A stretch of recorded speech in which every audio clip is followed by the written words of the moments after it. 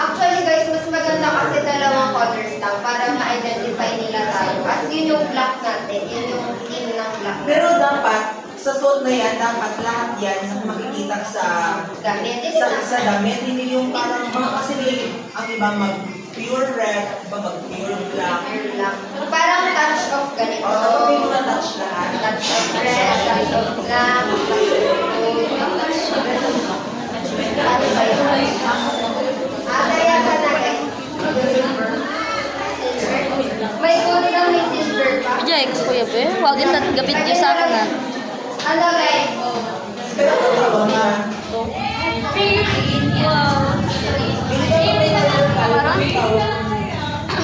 So guys, hindi pa sila nakaka-decide kung ano talaga yung team ng aming Femo Gala. Okay, so Gala. So, my name is Johanna May Gala.